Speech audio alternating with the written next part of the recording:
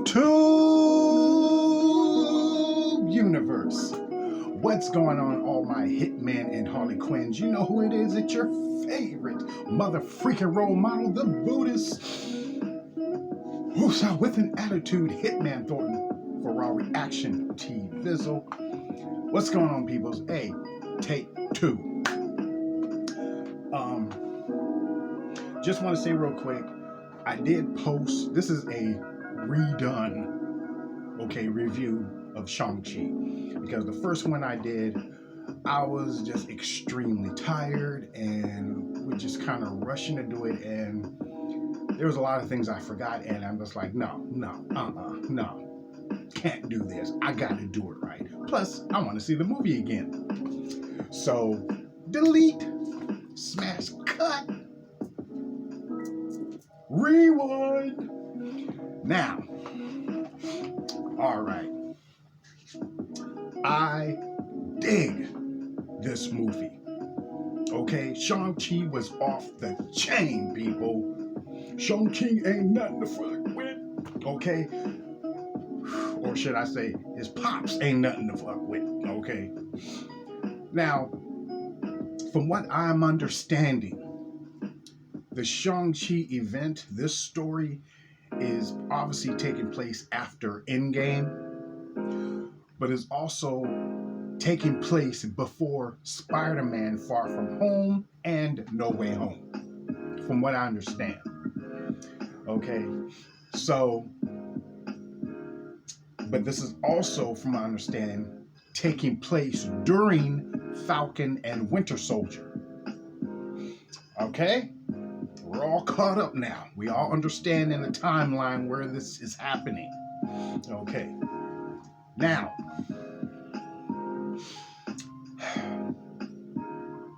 thought I had to sneeze for a second. Yeah. Whew. I have no editing skills, so that's why everything is just bloom raw reaction here. Okay, so if I sneeze, it'll be very entertaining. All right, people, let's get with it. Shang-Chi and the Legends of the Ten Rings. Now, I never read the comic, but I used to see the comic in passing, when I would go through the comic spots and whatnot and see the comic book. And I think I used to thumb through it real fast, just to take a gander at it. Now, from my understanding, Shang-Chi was supposed to be created kind of like an homage to Bruce Lee, who was the man. Okay.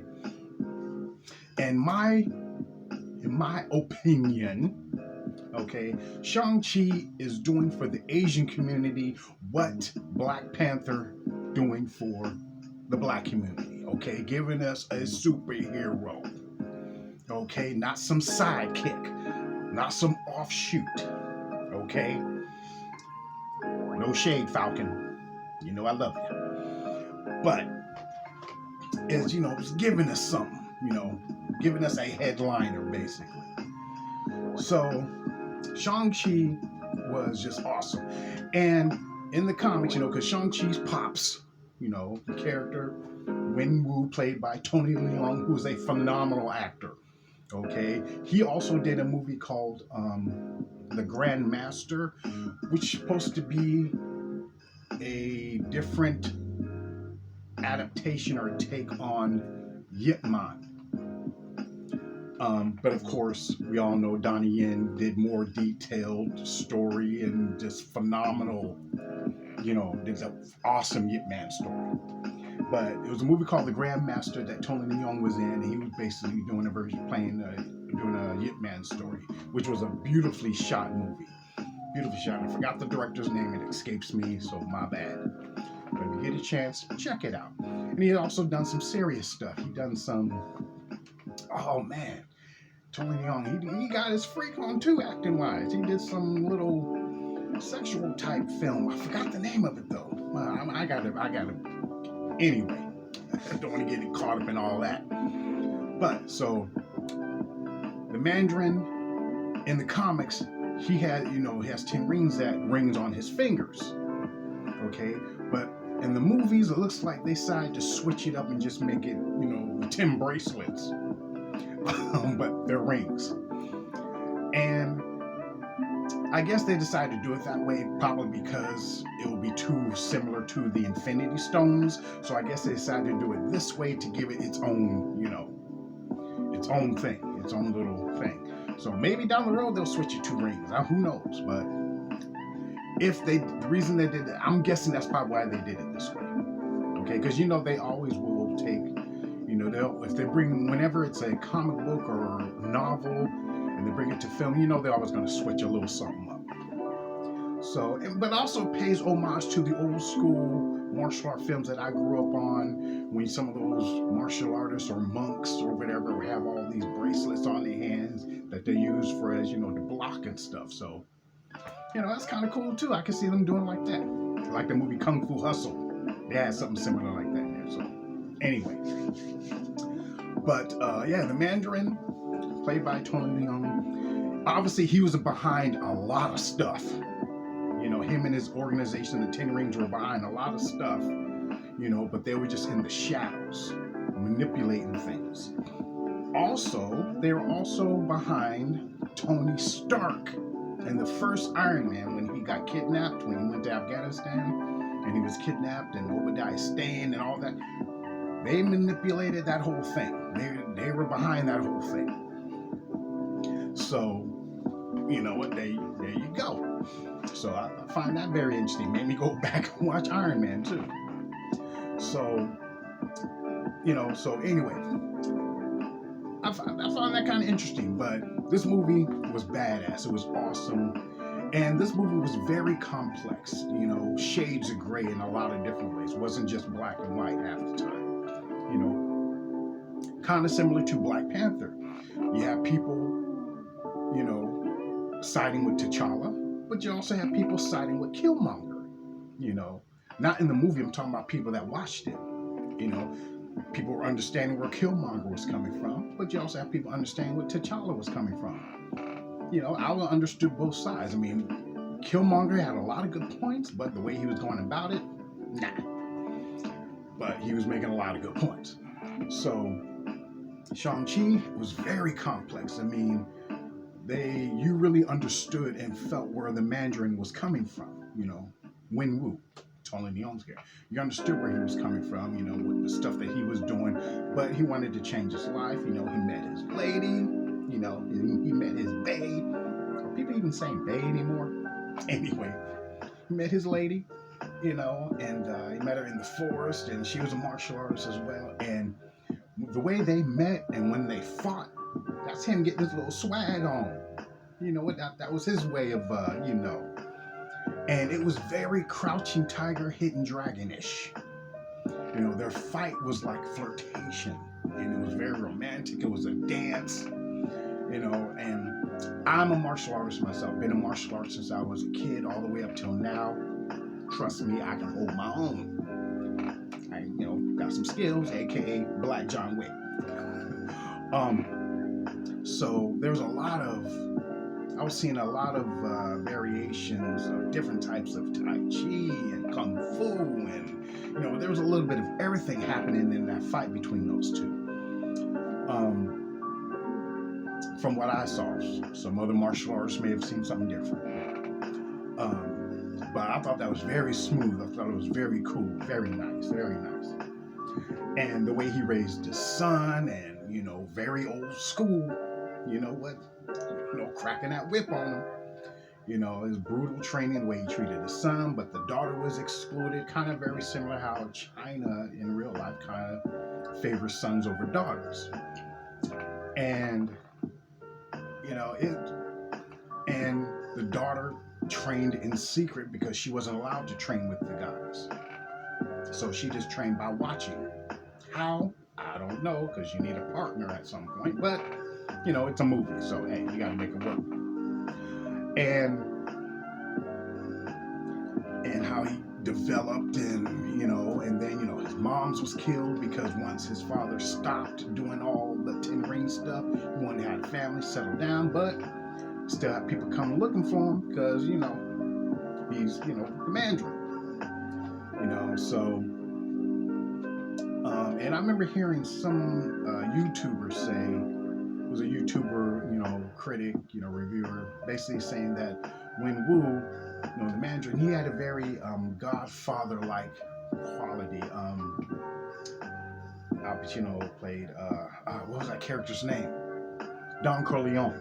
He had a very Don Corleone swag, just a little bit to him. So, very, very interesting. So the very story was very, very complex in a lot of different ways.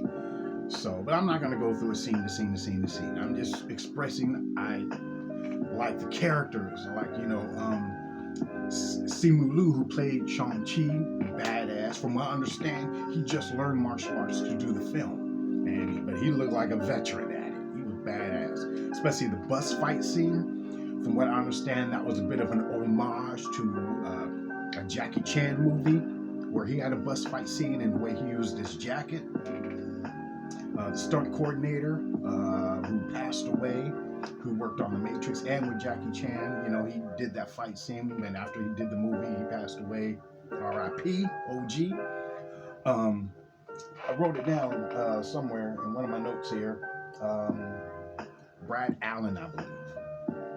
Could be wrong, but I got notes all over the place, so I'm trying to look professional. But yeah, fight scene was badass. The razor fist dude, and it was perfect. It was done choreographed so well. Just enough CGI, not making it look too over CGI. It worked just well. Aquafina, she's in the movie doing what she do, because, I love her show. And she can be annoying, a bit annoying at times, but in this movie, it was just right. It was just right. She wasn't too over the top with it like she normally could be.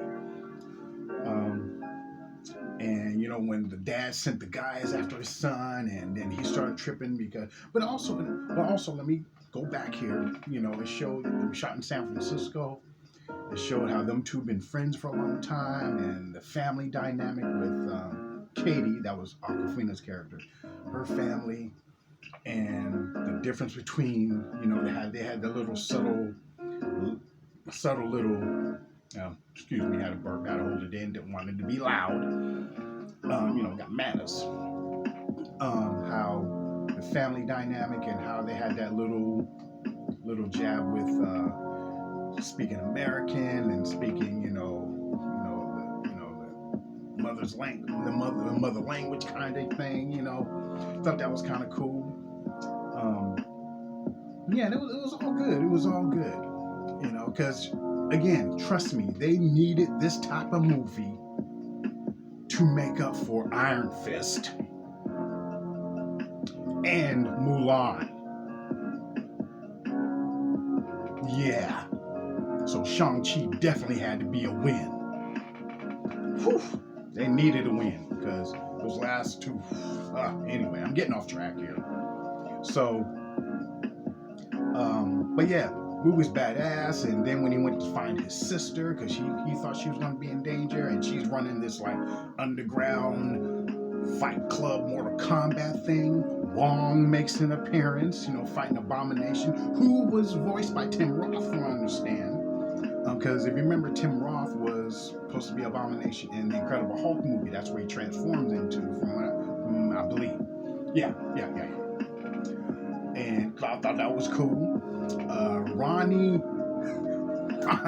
Chen makes an appearance from The Daily Show. Man, he's doing his thing. That's cool.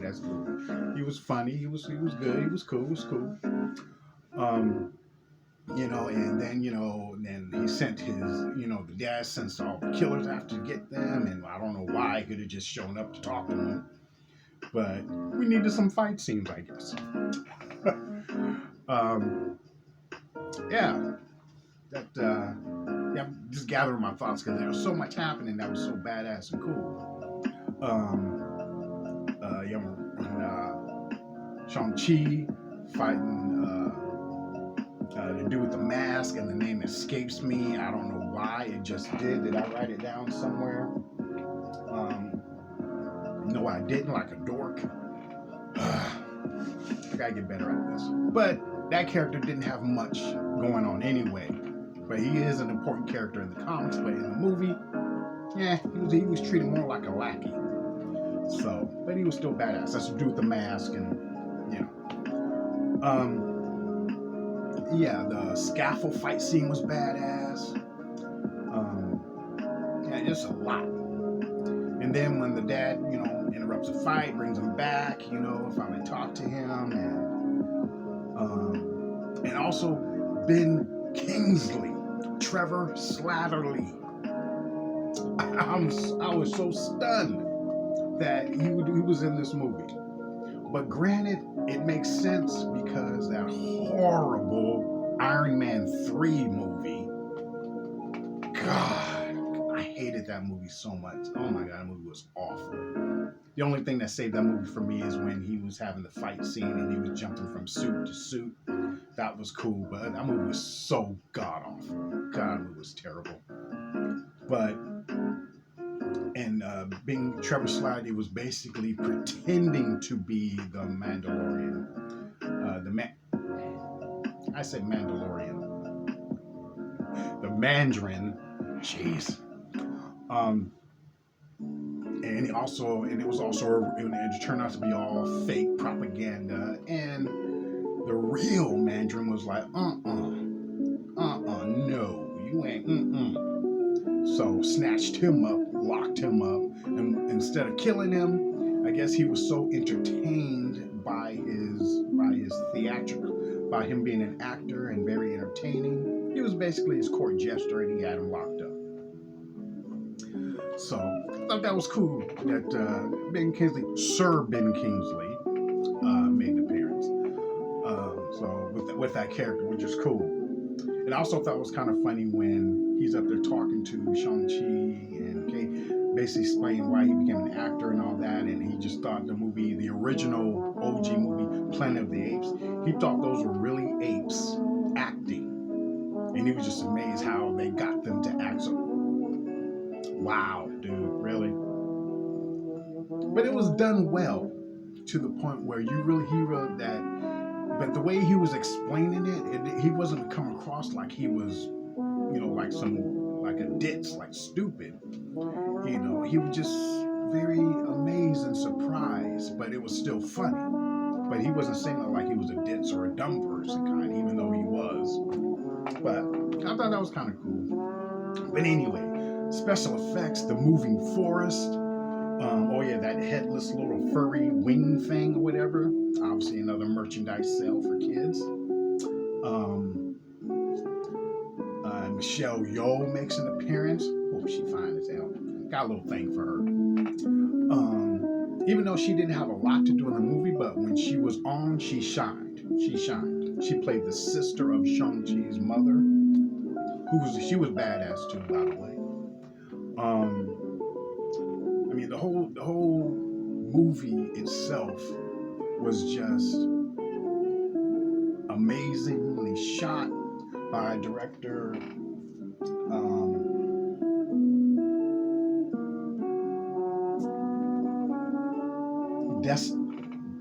Destin Daniel Cretton. Well done, well shot. Because this movie was paying like homage to a lot of different anime style films as well. The dragon that was under the water, I understand that was a different version of Fin Fang Foom, who was a dragon from the comics. I was like, oh, okay, interesting. But it was very cool when, the death dealer fight scene, and, it was very interesting how they found something for Katie to do, Awkwafina's character, archery and all that. Okay, they needed her to do something. And then, of course, when the son and father, Shang-Chi and his father fought, is obviously Shang-Chi favored his mother more than his dad because his fighting style was very similar to hers. Instead of going against the energy, he was using the energy against itself and bending it to his own will, and very smooth. It was pretty cool. Very cool. Now, I study Aikido, so I was relating to that very much. And and then because his father was trying to free, he believed his wife, Shang-Chi's mother, was trapped behind this wall, but it was actually the death dealers manipulating him because he had the 10 rings, so he was he thought he was hearing her voice, which he really wasn't. So, yeah. Overall, the movie, I know I'm all over the place with this, but the movie was just badass. It was awesome. Well done. I applaud it. And the post-credit scenes with Dr. Banner and, Captain Marvel, Carol Danvers,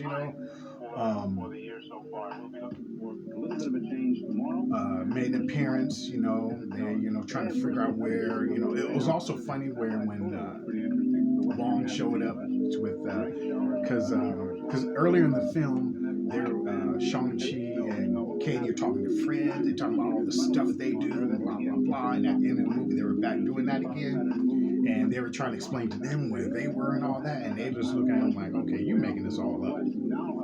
And Wong shows up out of the little portal. Classic.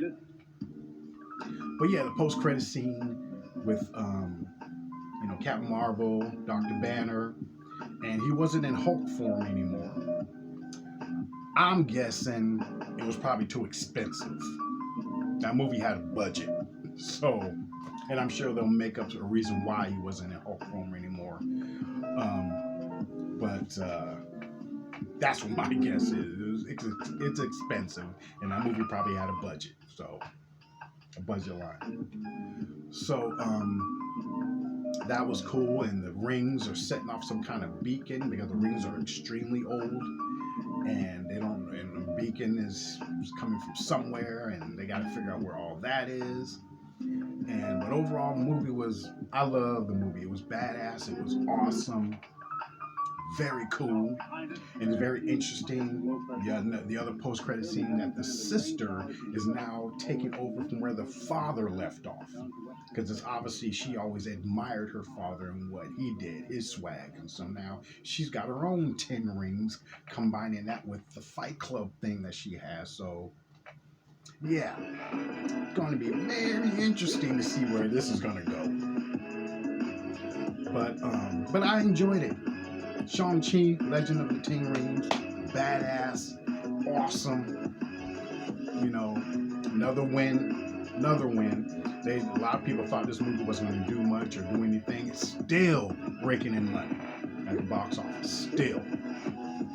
So next step in the Marvel next phase that they're going. So, but I understand a little bit of drama popped up with the Shang-Chi actor for some statements he made in the past, because China has kind of pumped the brakes on just showing that movie there. So, just how it is sometimes, people, just how it is. Haters gonna hate, you know what I mean? So anyway, post your comments down below. Let me know what you enjoyed about the movie, what you thought, anything I might have missed or got out of context, because I know I was all over the place. So, yeah, till next time. It's Hitman Thornton, your favorite mother freaking role model, the Buddhist who saw with an attitude. Until next time, peace out, bitches. And to remember to always stay zen as fuck. Oh, sorry, I missed that.